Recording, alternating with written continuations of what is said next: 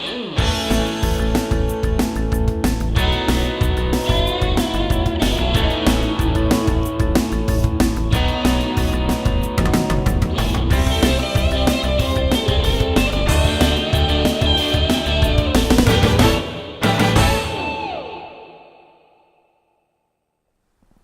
we're going to talk about push-dose epinephrine.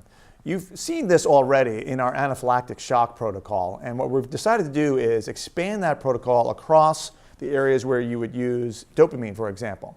So you'll see the same way we mixed it and the way we use it for anaphylactic shock, where you dilute it greatly, and you'll see that in another part of the video.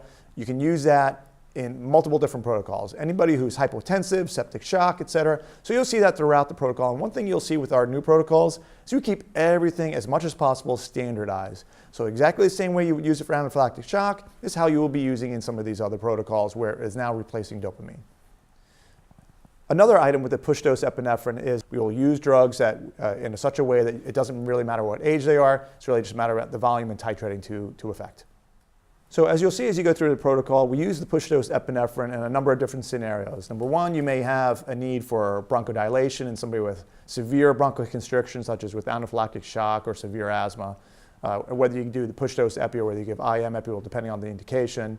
You may need to raise the blood pressure up because it has both beta and alpha agonist activity. So the beta, what it does is it speeds up the heart, makes the heart squeeze stronger, and it opens up the airways. And then we've got the alpha effect, which will constrict the blood vessels and raise the blood pressure up. So it's a good all-around medication. It gives us lots of utility and lots of different scenarios that we can use the medication. So let's review how to mix push-dose pressor epinephrine, 1 in 100,000. So the first thing you're going to do is you're going to start with your epinephrine for cardiac arrest, your 1 in 10,000. You're going to go ahead and put it together like everyone's familiar on how to do. And the first, in my opinion, the most important step is discarding 9 mLs of the 1 in 10,000. So you're going to go ahead and push off 9 mLs and push it all the way down to 1 ml in your syringe. And then you're going to transfer 9 mLs of normal saline into this syringe. So there are multiple different ways of doing that. You can have a needle on the end of here, and you could go ahead and draw back 9 mLs. My way that I like to do it is I like to use the stopcock, and I'll show you why that's important in a little bit.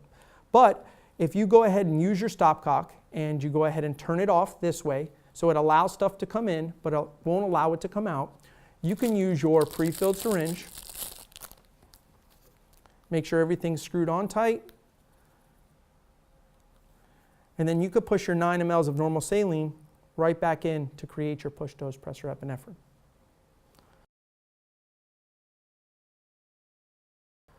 So now that you've done that, you have to administer epinephrine 1 in 100,000 to your patient.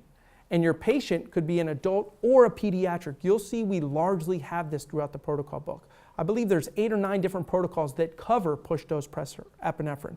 So the unique thing about this is when you create it for the adult, the mixing process is the exact same for pediatrics.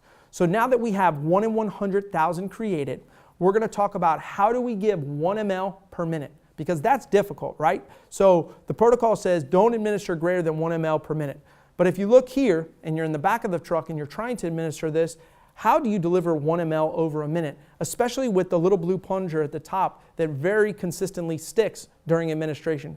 You hit a little bump, boom, you've administered 2 or 3 mLs. Well, one of the students in the last paramedic development course taught me that if you use the 3-way stopcock that you use to create this mixture, you could just push off 1 ml. Now you could remove this, you can set this down, and you could administer this nice and slow over 1 minute's time to your patient. Now I will advise you to make sure that you push this slow, you monitor the patient's blood pressure, Untitled CO2, and pulse oximetry during administration, and be prepared.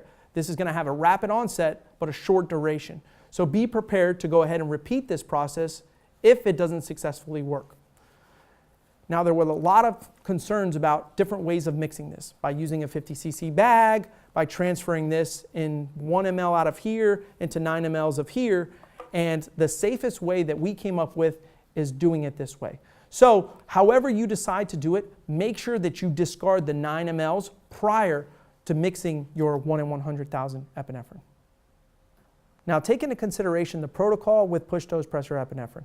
Even though it's largely written throughout the protocol to give 1 ml per minute, there are going to be some rare circumstances where you have to exceed a little bit faster than 1 ml per minute. And I'll give you the perfect case example. Anaphylactic shock. You have a patient that's in anaphylactic shock, severe extremis, and their blood pressure is bottomed out. Now you know that this patient's going to be getting obviously IM epi by this point, as well as IV fluids. However, the push dose pressor epinephrine at 1 ml per minute might not be enough. You might have to give 2 mLs per minute or 3 mLs per minute. So be very cautious and particularly choose which patients need this administration a little bit faster. Now, quite the opposite would be your cardiogenic shock patient. You have somebody with left-sided and right-sided heart failure. Push dose pressor epinephrine at 1 ml per minute is probably perfect. In fact, it might be a little too fast. So take into consideration your clinical presentation of your patient and try and interpret the protocol as good as you can to give a successful outcome to your patient.